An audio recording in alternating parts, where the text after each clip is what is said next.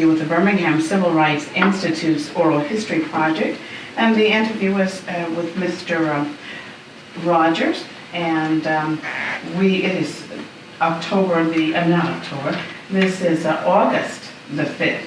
And we're talking with Mr. Rogers, Mr. Lee Rogers. And I'm Benny Miles, and it is 2 o'clock. How are you, Mr. Rogers? Doing fine. Good. Glad you could come and join us today and talk about some of your experiences relative to the movement, if you will, the civil rights movement. Were you born in Birmingham? Yes, I was. What area of the city did you live in? North Birmingham. Well, it's in the North Birmingham area, but Byers Hill, a little community town. Are you saying B or B? Byers? B. Oh, Byers Hill. Hill. Yeah. You know, now the people who are moving over in that area now, they are saying it with a B, but it's really not a B, it's a B. Oh. Byers Hill. Okay. Do you know where it got that name? Yeah, Mr. Byers.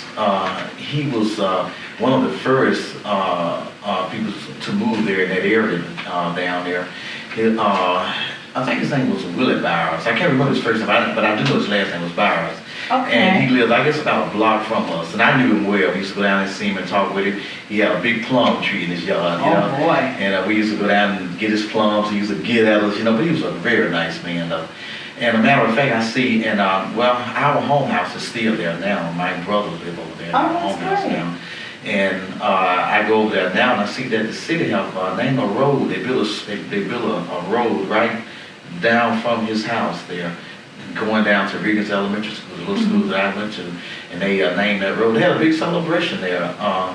Councilman Gunn, I think he Aldrich Gunn, yes, spearheaded that, and they named the road after Mr. Byers. So was this house on a hill at that time you were a little boy? No, Okay. It's not. It's just down in the bottom, but everything over on Byers Hill is just hills, so that's why they call it Byers Hill, because of the hills named Mr. Byers, Was Mr. Byers an African-American Yes. male? Yes. So that was really something, and even from that day to here in 1996, to have a positive thing named after this gentleman, That's right. Byers Hill, and those plum trees. Huh? And that's what disturbs me so when I ask somebody about Byers Hill. They say, "Oh, you mean Byers Hill?" I said, "No, it's not Byers Hill, it's Byers Hill."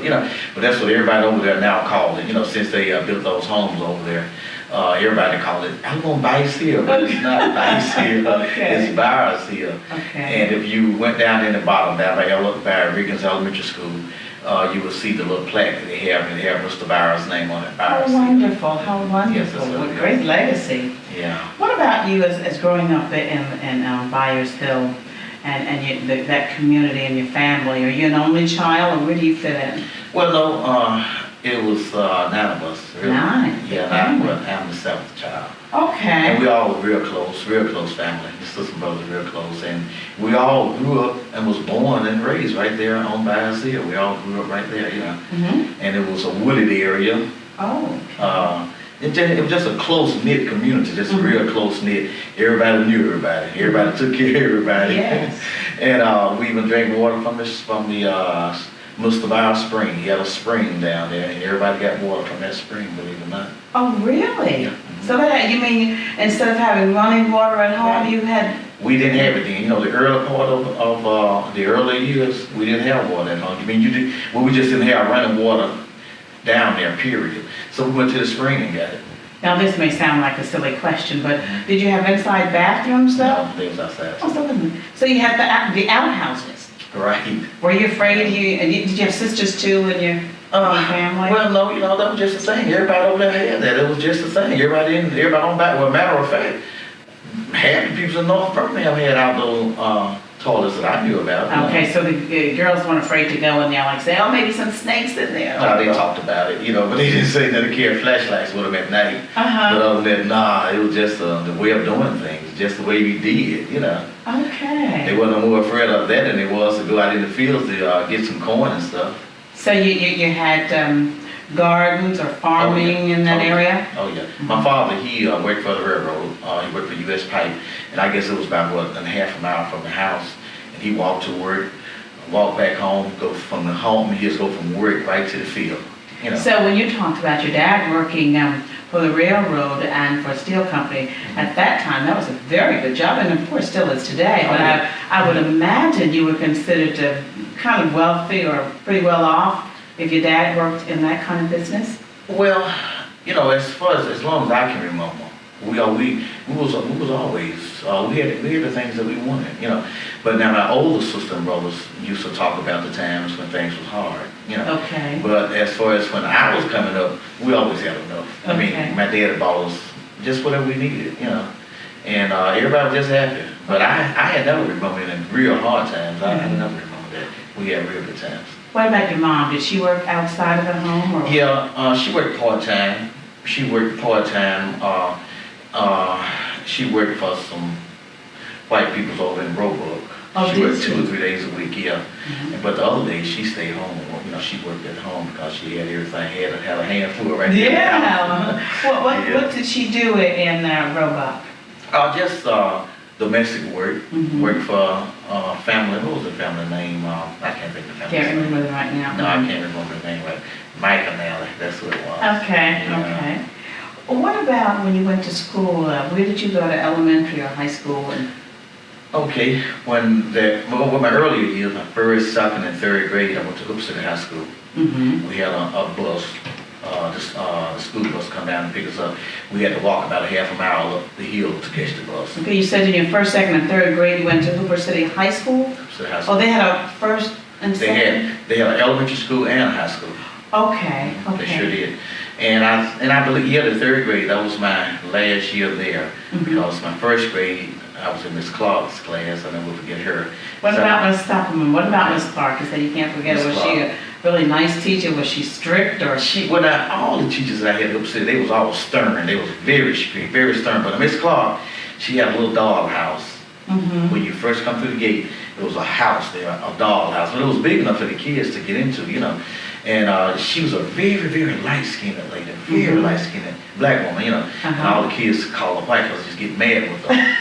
and she used to let the girls go out in the house, you know, in the doll house. She never let the boys go. And it was 3 guys, myself, and a guy named Crumpton, and a guy named Temple. We used to sneak out there in the house, you know. What was sneak in that out there in the girl doll house. Yeah, sneak out there in the doll house. Nothing was in there, she just had lace. Just had little pretty things in there. Nothing really, you know. But she just didn't want any boys to go in that house. And we just had to go out there and see what was in that doll house. And it was one girl that she really loved, Jean Whistler. And she loved Jean Whistler. She loved this girl. She was a little light-skinned girl with long pigtails. I mean, she was a pretty little girl, and I liked the Jean. And we used to be in class, and Jean used to sit right in front of me, and I used to bother her pigtails all the time, you know. And she'd go up there, Miss Clark, tell Rogers to leave me alone. Miss Clark, get me, you know, take me back there and put me with the little rule, you know. But she was a nice lady. She was real nice. And my second grade teacher, Miss Aronson. And she was a sweet lady all the way around. She reminded me of my mother. She was just a real sweet lady. Okay. And yeah, no problem with Miss Aronson. So I hated to even leave out of her second grade class to go to my third grade class. But that's so wonderful, you know, when you look at things sometimes today, and youngsters, you don't oftentimes hear too many people talk about when they were growing up and about their teachers, and teachers are very important in all of our lives. And we've talked with people who've said, there was a time when people left Birmingham and they would come back, or when they left to go to college, they'd always come back and go by their school because they wanted to see their teachers and principals, let them know what they were doing. You don't as much, I think, today. To see as much of that. But my third grade teacher, who said, now Miss, now I guess a lot of people who grew up with me, now they would know her, Miss Bracy. Okay, tell us about Miss Bracy. Now Miss Bracy, she was a teacher. She was like your mama, your daddy. She was some kind of teacher. What was it? You remember her first name? I don't know Miss Brace's first name. I really don't. I just remember Miss Bracelet. I don't know that she even tell us her first name. Was she was married, a married lady? Yeah, she was a married lady. Yeah, and she lived out in the Sheraton, out in the Hoop City Sheraton area. And now she was hard. I mean, she was stern. This lady was stern. But I only went to her for about a half a semester, half a year, because they built an elementary school over there. It's right in my community, about a block from my house. But I will never forget her Miss Bracelet, she would take you back in that cloakroom, and she had a scrap, and she would whoop you just like your mama would. Really, if you didn't get your homework, or you didn't get your lesson there, and she would tell you, so if you come in tomorrow, and you don't have it, you know where you're going. So you just go straight back to the courtroom, and she'd take those coats and lay them on the floor for you, and she would take it and she'd give you one good lick right across your fanny. And from then on, you never would come back and never down no more. Make sure you got your home. That's right. Was she a little lady or a bigger lady? Or No, she just average size. Average size lady. As a matter of fact, she was about your height. She sure was. Dark skin, real dark skin lady. And so when they got the school built, well, they was building the school, but we had to go to the church.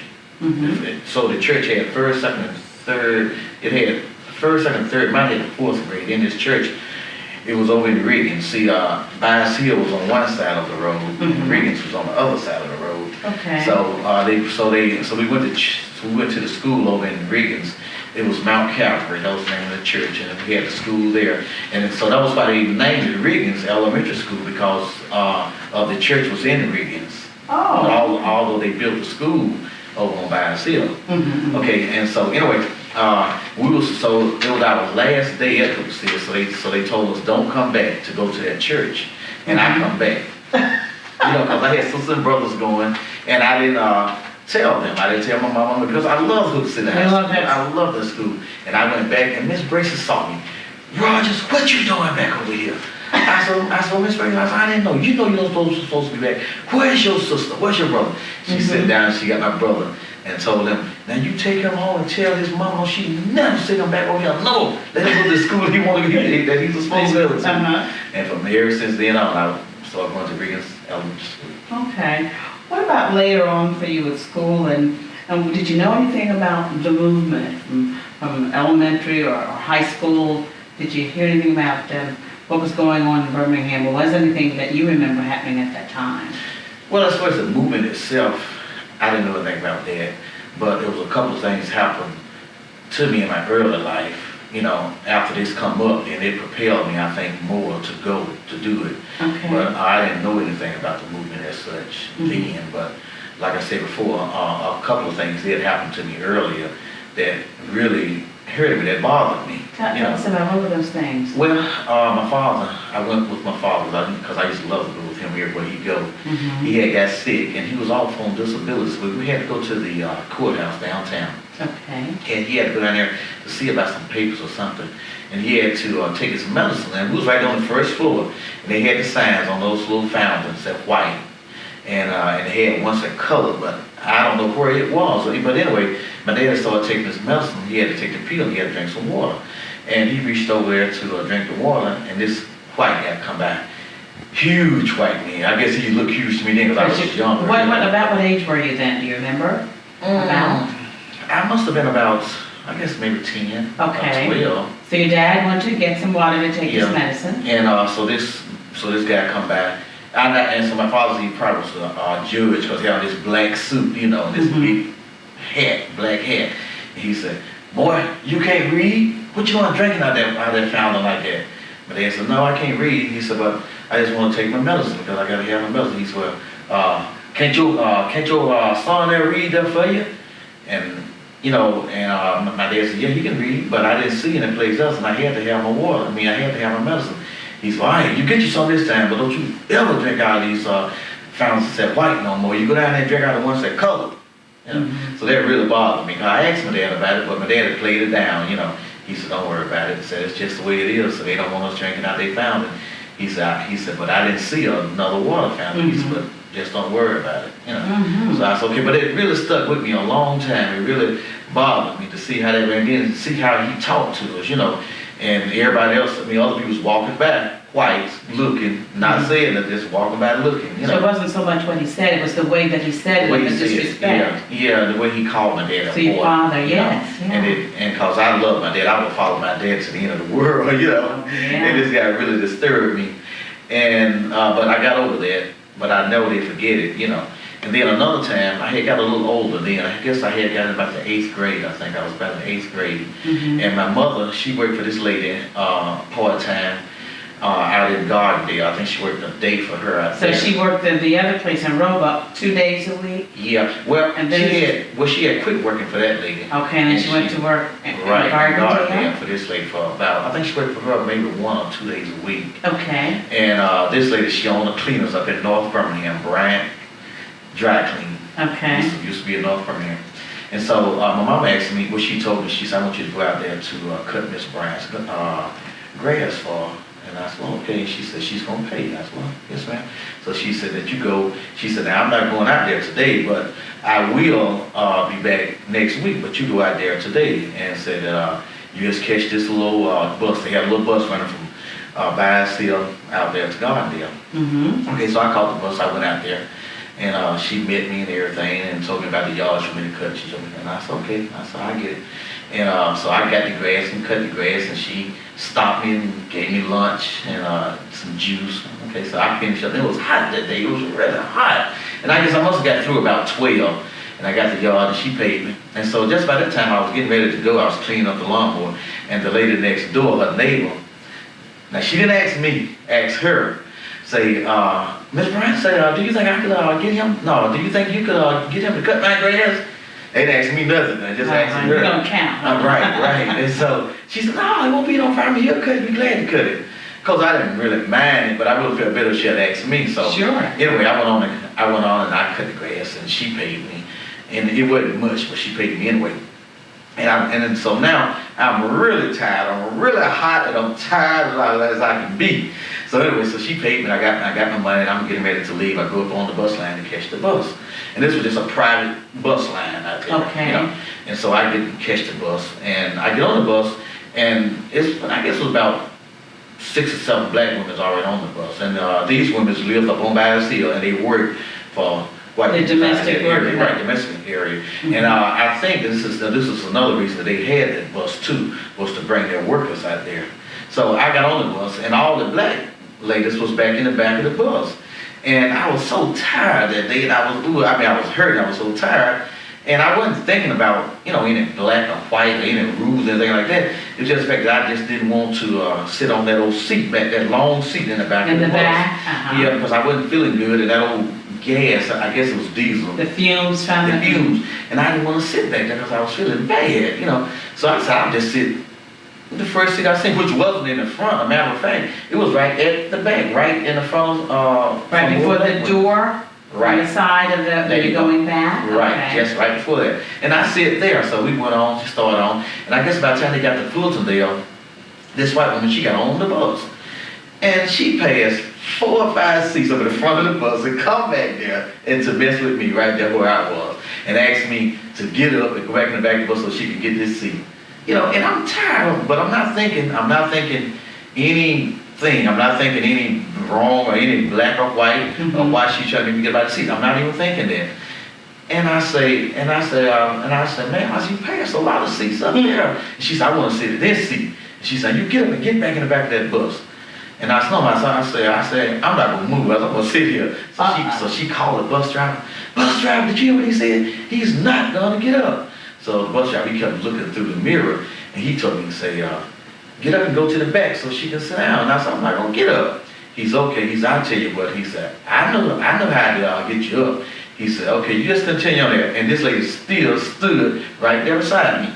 Okay, so he pulled up to the top of the hill up there. I'll never forget it. And he went up on the hill, and now he has told me, if you're not gonna get up, I'll go up into the police station. I'll get them to come down to get you up. And I said, I'm not gonna get up. I said, really? And I was tired. I was young, but I wasn't being defiant. I'm just tired. And What age were you in? Do you remember about? I was in 8th grade. I must have been, 13? 13, okay. 14, And I said, but I'm not going to get up. Okay, so back in the back of the bus, I heard those women start talking. Why don't you get up and come on back into the back of the bus? And somebody said, well, who is that? Is that one of the little Roger boys? And Miss Tiller, never will forget, a gray-haired lady, hair snow white. She looked at them. She said, yeah, that's one of them, Roger. And she come up there. She's a kind of hairy lady. Come up there, Rogers. If you don't, because she didn't know me, she just knew I was a Rogers. I was just Miss Little Rogers' son. She said, Rogers, if you don't get yourself out of this seat and get back in the back of that bus, I'll drag you home.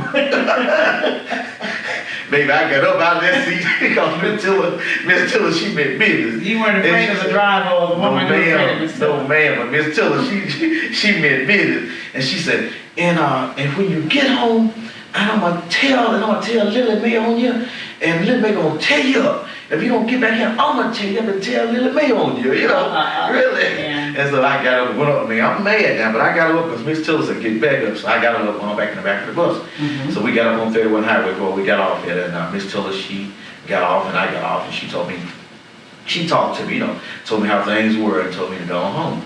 And I went on home, and so when I got home, she had already called Mom and told her. And Mama, she got on me about it, you know. And I told her what happened, you know, but she didn't whoop me. She fussed at me. She didn't whoop me about it. She fussed at me. And then I guess about a couple of weeks later, we was up in North Birmingham, my two brothers. We was up to A&P. And I seen this same guy at the bus driver. He was in there. Yeah. And I remember that guy. I definitely remember him. And I told my brothers, I said, now that's him. That's the one who tried to make me get up out of that seat. And he remembered me. So he walked over to us. He started talking to my brothers now. He told me, he said, look, I work for the bus line, and he said that's a private owned, so the people out there own that land. And he said I did what I had to do. He said, but now I went up on that hill, but I didn't go to no police station. He said I went up there and went around behind the building and come back, and hopefully that your brother, I was just trying to fight, hopefully that he had moved. And I did it for that reason. I mean, he was nice. He was real nice, and I appreciated him. And he was a white male. White. Mm-hmm. Which he did not, during that time, he didn't have to do that. No, right. And he was nice, and just like he said, he didn't go to the police station. Because I saw him when he went around the building, he stayed up there for a little while, then he come back. But when he came back, I had already moved anyway, you know. But he was nice, and he said just what he did, and I believe him. I don't believe that he went up there and did it, because he could have came back there and just forcefully tried to move me, but he didn't do it. And I would imagine during that time there were some people that were not black people, who were white people who were caring, but they didn't want to get themselves in trouble, but they tried to help out in little ways that they could. Right. And I believe he was that type of guy, you know, and I really appreciate it. Were there any other things that, in terms of demonstrations, that you got involved with during that time, growing up as it relates to the civil rights movement? That if you were afraid of things that happened, or any of the marches that you got involved with? Well, you know, except those two things, and up until I got ready to march, when I got in 8th grade at Cobb High School, it wasn't anything else happened to me directly. No, it never was anything else happened directly. Let's talk about Carver High School and being in the marches and where you went to church and what happened during that time. How was that, and how'd you get involved? Well, how I got involved, like I said, I was in the 9th grade, and it was just a normal, regular school day, but you know, you would hear about all on the news how the demonstration was, and Dr. Martin Luther King had come to town and asking everybody to come down and march. But still, I never really, it really never did dawn on me as such, as far as going down to march then, because I thought they was more or less just wanting the older people to come down and march, you know, the grown-ups. So I didn't think, because everybody who I seen on TV was always the grown-ups, you know. So it didn't really dawn on me that much about it. And so this one particular morning, they was talking about getting the kids out of school, going to march, but it didn't happen that day. There was just still a lot of talk about it, and talk about the schools, and the teacher was telling us, we can't tell y'all to go, y'all can go if you want to, but we're not going to tell you to go, we're not going to tell you not to go. But the way they said it, you knew that was okay, but they couldn't tell you okay, you know. And so we come back, I guess the third day, and my sister, Betty Rogers, she was in the 12th, and she was one who really enticed me to go that morning. Because she went, and she said that, she said, look, I'm in the 12th grade, and she said, I can stand a chance of not even graduating, but you're just in the 9th, so you can go, and just try to help out, you know. Okay. And I'm just listening to her, she just talking to her and her friends, you know, and they was on their way then, on their way downtown then, but I didn't go that time. I went on back into class, and I thought about it, so the next morning, I come back out, and she was leaving home like I was, and my mama, she had talked to my mother about it, and my mother told her don't go, that she really wish she would go to school and don't go, and because it may make it hard on her with the lady that she worked for up there in Gardendale. Sure. And so, but my father, he was pretty much okay about it, he said it would be okay, just told her to be careful. And I asked him about it. He said, well, you know, if you went, just be careful, just take care of your sister. Which she's older than I am. They tell me to take care of her. You know, he telling me to take care of her. So anyway, I went on to school that day. So my sister, she, her and her friends, they left school. They had a ride. They had this big station wagon would carry all of them down there. So I get in class. And I think I went for about a half a day. And I was in most of the coma class, my science class. And everybody was just in an uproar now, just in a frenzy about leaving. So he said, well, look, I'm not going to tell y'all to leave here. Say, I can't tell you that. Then I'm not going to tell y'all to stay here either. He said, but now I'm going out to the lounge to take me a break. And when I come back, I want all y'all still in this class. And we went out, everybody just left. You knew what, Everybody just left out. And we ran out the gate. And we walked, I guess we walked up Huntsville Road down on 24th Street. And there was this guy with this green station wagon. He gave us a ride downtown. It was a group of, I guess, about 20. He gave all of us a ride downtown. And we get downtown, so we go to the church. And in the church, it was, I don't know who these people were there. You know, they was telling us about the rules and regulations about the marching. But we didn't march that day. Now that first day, we went outside and they just lined us up. They just told us just to line up and try to go up. I believe it was Fifth Avenue. And we was met with the hose. And they shot that water. They shot that water and they shot that water. It's falling all down, just crawling. And across the street, they had these dogs, these big German shepherds that the policeman was holding them. They were just rattling up and just woofing and barking. I mean, just terrible. You know, which way to go, because you couldn't run back because these guys was holding this water on and you. The water is very heavy, a lot of pounds. It was terrible. Had us pinned up against these buildings, and we couldn't run across the streets because all these dogs was over there. Because we had to try to make it to the park because it seemed like they had it blocked, you know, with all these dogs.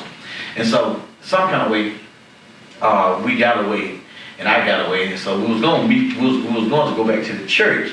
And on my way back to the church, this car pulled up with my 5th grade teacher in there from Regan's Elementary School. Here I'm in the 9th grade, Miss White, love Miss White, I love Miss White.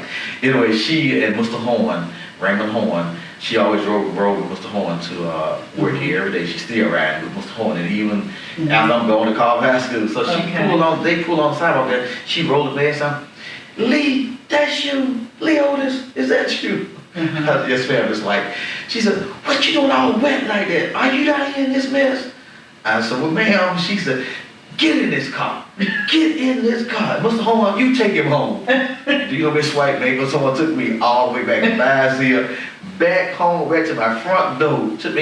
She made them take me back home. She told me, and you tell your mama don't let you come back down here no more. Really? She did that. And so I said, oh, I done missed it now. So I come home, I told my mom what happened. Mom said, well, that's good for you, you know. She said, I told you to go down there. And so she called Miss White and thanked Miss White. And here I'm in the 9th grade. I had been Miss White grade rules since I'm in the 5th grade. But anyway, the next day we went back.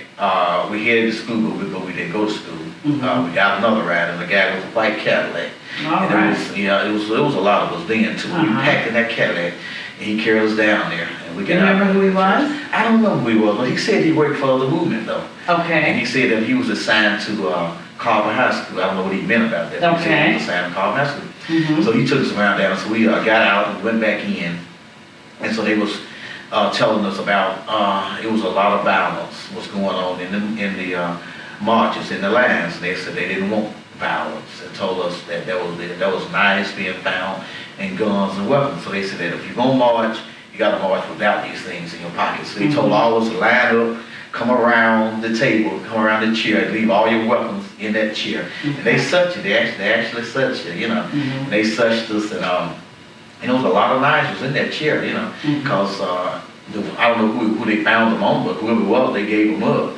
So they got us all in, that day, and after everybody got such, and they lined us up in groups, because they lined you up in groups, you know, and they'll put the leaders, they put 2 leaders in the front. And they told us, our group, that they wanted us to go on 5th Avenue. Okay. And they was going to have a decoy going up 6th. Okay, I think 7th Avenue. But our group was going to be the main group who was going to try to make it to City Hall. So he wanted our group to stay behind the church on outside and wait till the other groups go up for them to get caught, and then we could sneak back. So it must have been about 25 of us, I guess, maybe or more or less, you know. So myself and John Reedy, he was in the lead. We led our group, but we had another man who was with us. I don't know who he was. He carried us up to that point that we got caught. When we got caught, and I don't know what happened to him then. But anyway, we got a long ways. We got all the way up to almost Bishop Robert Church when it was there, and we was going on. We was really making it, and we could see City Hall. You know, we was almost just about there, just going along. We wasn't singing, then we were just going on along. So we got just about to Bishop Robert Church, and then this cop, he pulled out this motorcycle, pulled right across in the front of us, you know, and told us to stop, and asked us if we have a parade permit, some kind of permit. I think it was a parade permit. To be marching like that. Right, and he knew that we didn't have one because they didn't issue us one, you know. So he said that we couldn't march like that on the sidewalk, so we had to march one abreast, you know, had to be so many feet behind each other before we could march on the sidewalk. And he said we couldn't go 2 and 2 like that, hand in hand. So he said if y'all disperse right now, then you wouldn't get arrested.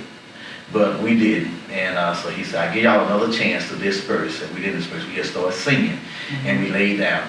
So he said, okay, y'all are under arrest. He told us some things, I guess he was reading our rights, and told us we was under arrest, and that we just should wait there until the bus come. And we waited there, and he left for a few minutes and come back, and I guess he said, well, dog, they still there, you know. So the bus finally came, and I remember one of the leaders in the church, who was that? I can't remember who it was, there were so many people there, but they told us that once you got arrested to lay down, and said make them work for it, make them work to put you on that bus, to tire them out. So everybody laid down. So this man had to lift us up, and he was up by himself. He had to lift each one of us up and drag us on the bus. And he was just wore out, really. He was wore out. So he finally got us on there and get everybody on the bus. We just singing and laughing, just having a good time, saying we shall overcome, just having a good time. And then he left, and he said, now look, I'm gonna give y'all a chance. Say, I got to go and talk to somebody. He said, if y'all want to leave, y'all go on and leave in an orderly fashion, and I want to arrest y'all. This guy went and stayed a long time. Give an opportunity to leave. Give us opportunity. He come back and brought the bus driver back. He said, y'all still on the bus. So he's okay. Y'all on the arrest. I'm gonna take y'all to the south side. So then they loaded us up and rode us around town, rode us over by Phillips High School for the kids to agitate us over there, you know, the white kids. So they agitated us and we agitated them out of the bus. And they finally got to the south side and they put us in the yard. And we must stay out there in the yard about, I guess, about 3 days. Really? And the third day that evening, it started raining, and that's when they had to try to put us in cells. But we had a good time out there, though. You know, all the kids being young, you know, and the community, people was handing over food to us over the fence and handing it in there to us, and we was eating real good, but they was real nice to us. But after that third night, when it started raining, then that's when they wanted to put us in the cells. You know, but they didn't want to put us in the jail there at the south side, I don't believe, for some reason, because they started busting us all up, carrying us different places around the city, trying to get you to go like the fairground, juvenile hall, places where they could put you with, besides, they didn't want to put you in the jail for some reason, just the way I can understand it. And anyway, so they came down to about 8 or 9 of us, and this friend of mine, Johnny Crawford, lived right in the community, right down the road from me, him and I were good together. And so he got us, and they already had, so they had their paddy wagon, and they had crammed as many kids as they could in this big compartment in the paddy wagon in the back. And he's still trying to cram us in there. And we said, we can't get in there, you know, we just couldn't get no more in there. So he got us, put us in, it was a little place behind the seat. Yeah. And believe me, this place wasn't gonna be enough for just one kid, let's alone 2. And they crammed him and I both in there. And you couldn't breathe, and I thought we would just die. And Johnny, he just didn't say nothing else. That whole time he was in there, he didn't say nothing. Because it was just so confined in there, you know? Ooh, and hot, golly. And they must have rolled us in like for miles. They carried us out to the fairgrounds, and they couldn't take us out there because hearing the conversation, you know. And they took us from there, they took us down to juvenile court. And they couldn't take us there. They fussed about it because I could hear them fussing. They couldn't take us there. And then they killed us somewhere else. I don't know where that was. It was some dog place over some bumps or railroad tracks or something. But anyway, they didn't leave us there. and and I'm so cramped up, and I just can hardly breathe, really. But anyway, so he ended up bringing us back to the south side. Oh, okay. Pull up in the yard there, pull up back there in the gate, and so the cop who was driving, he got out and went inside, and forgot about us out there. He must stay inside for an hour. We had to just hollering and screaming, beating on that tin. They finally come out there and let us out. And when I got out, I was just crawling. It was pitiful. I felt so bad. And Johnny, he didn't say nothing else the whole night, but he got right the next day. So they got us in, and they said they wanted fingerprinters and mug shotters. And so somebody said, there's one of the cops said, well, that's a lot of trouble. So these are just kids. Why would we go through the trouble of doing that, And so he said, well, that's what the boss said. We need to fingerprint them all, and we need to fingerprint all of them and get that done. We need to get them all fingerprint, all mugs. So they did it. They fingerprinted us and mug shot us. He said that I want to make sure that they have a record that will follow them the rest of their life, so they can't get no jobs or anything like that. I mean, just talking bad. Yeah. But anyway, but they got that done, and so they got that done. They put us all in cells, and just to be hearing those bars, those doors close like that, something. that took the fun out of it. Yeah. And it was serious. fun. Right, it was fun. We was out there in the yard. It was real fun. We enjoyed it. But when you hear those doors slam like that, young like that, it scared the mess out of me. I tell you, it scared everybody because everybody got quiet. And then the next day, everybody was, the kids had started really realizing what was going on. The seriousness. A lot of kids was crying, and we had Dick Gregory in there with us, and he really made us feel good, telling jokes, kept us laughing. He got everything rolling back good, and everybody really felt good about it. And that evening, some kind of way, they had us all going different places inside the jail. They separated us, so to speak. And just what happened, I was up toward the front of the cell, and I think I had got mixed up with some of the prisoners some kind of way. And but anyway, so as I was up there in the front of the cell, there was so much commotion going on, and Bull Connor come in. Oh. And I didn't know who it was, but I heard the jailer say, "Here comes Mr.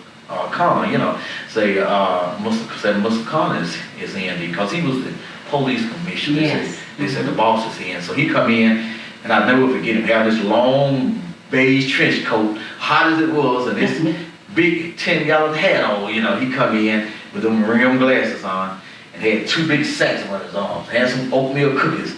He said, "Look, I want y'all to give all my niggers children in here. Pass them out these cookies, because these are good children.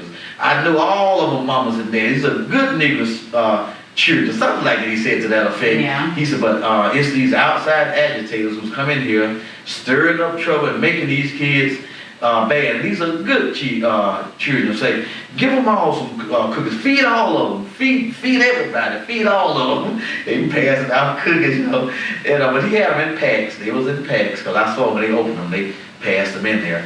And I guess some of the leaders, whoever it was, the older guys, it might have been some of the prisoners, they passed them around. And I think I got 1 or 2. But most of them stayed right up in the front where everybody was. I don't know anybody else back in the back in there or not, But it was just good, just being in the cell. And just like I told my wife, it was just good. I just wish that I would have had a camera, recorder or something. Some way to document. Yeah, that I could have documented some of that. Being in jail with Reverend Jackson, Andy Young, Jose Williams. I mean, these people, I'm seeing in there with them, But not ever knowing that Andy Young would be who he is today and who he was, Not knowing Reverend Jackson would be who he was. But I think when you flip that coin over, though, for your family, for you to have been a youngster and be so determined, people can look at you and say that they wish that they had a camera or some way of documenting, because they didn't know that you would turn out the way you are today. So you also, you've made history. You've been a part of doing something positive for all of us, and your family. When you look back at that time and you look at the movement, now what do you think? Well, I think now it was very, very positive. I really do. I think it was very, very positive. And I'm just glad that I was a part to help out the living that I did. But I think it was very, very positive. And I can see a great, great number of things, and great reasons now that it was going on. And I can imagine what Dr. Martin Luther King seen then too. Mhm. That he seen this, that he seen all this was gonna happen, but it took a little push. It really took. I mean, everybody was just saying take time, just take time and it'll happen. It's gonna happen in time, but I don't believe it would have happened. I mean, it would have happened probably 15 years later, but I don't If believe he hadn't, then. Right, but I don't believe it would have happened with the speed that it happened then without that push. From then. That's right. I just don't believe it would have happened. The white establishment would have took their time, and if they wasn't forced into it, they wouldn't have did it. They wouldn't have did anything. Things would have went on for a long time, in my opinion. But I think Dr. King did the best thing, in my opinion, in the world that anybody could do, really. And that was another thing I wanted to do, was to get a chance to meet him. And I didn't meet him, but I seen him down at 16th Street Baptist Church, and I got a chance to see him, and all the excitement and stuff, and I seen him, and that was a great highlight for me. When you look back at that time, and then you look at the Civil Rights Institute today, does it bring back memories when you see that water fountain Very with the much. Institute, and does it make you feel kind of funny when you think about how that man talked to your dad? Or? Very much so, very much so. When I walk through the park out there, and I see the statues, especially the last one they built with the dog, you get that eerie feeling. You really do. I mean, I get it, but I get that eerie feeling because I know it's true. I know it happened. It definitely happened. Seeing that water just come out of those holes like that, and seeing those dogs just ushing at you just like that with all the saliva coming out of their mouth, and just brushing up to you. I mean, this stuff happened, and it would have been lost if it's not for something like this institute. All this would have been swept under the rug. Never would have known about it. I mean, I could have told my son about it, but he wouldn't have really had the real, true meaning of it. He couldn't have seen any of it unless he came down here. And with the institute here, now he can really see just what I had been telling him. But without the institute, he couldn't have seen none of this. He would have known it. All he would have knew is just what I told him. But with the park out there, now he can really see how it really, really was, and he can see the things that I had been telling him, how things were and how it happened. So I think this is good. Is there anything that I didn't ask you that you wanted to share with us before we finish? Yeah, one other thing.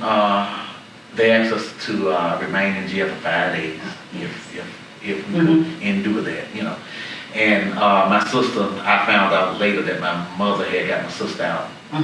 And that someone from the movement had called my father and asked him to let me stay in the 5 days. I mean, then I'm here thinking now, I said, now, here I'm just one somebody, they asked me to keep me in, I mean, really, I must have been important to help keep the jails filled up, but they called my dad, and my dad decided to let me stay in, and that Saturday morning, I got out, they called my name. A matter of fact, Johnny Crawford, his father came at him the 4th day, and I told him I had to tell my dad to come get me that get out there, because he was gone, and and other people's in there, I was just ready to go, but a lot of people had left, and I tell my dad to come and get me, but my dad had let me in do it and stayed.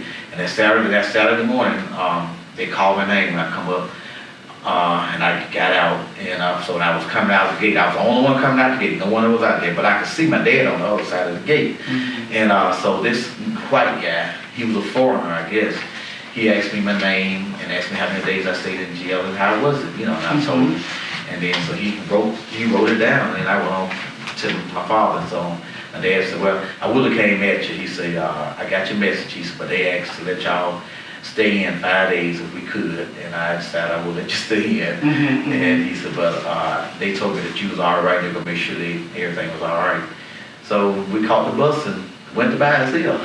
So I'm sure your father and your mother were very, very proud of you. And are your parents still around? My father, he's passed now. My mother, she's still living, and she's proud of me, and I'm proud of my mom too. Yeah, and your dad, because you were so close to your dad. Oh yeah, I'm close to my dad. Yeah, him and I used to do so many things together. Ride a horse, go up in the powder mill woods, catch fox. We used to have a good time. Okay, thank you for sharing with us today. Thank you.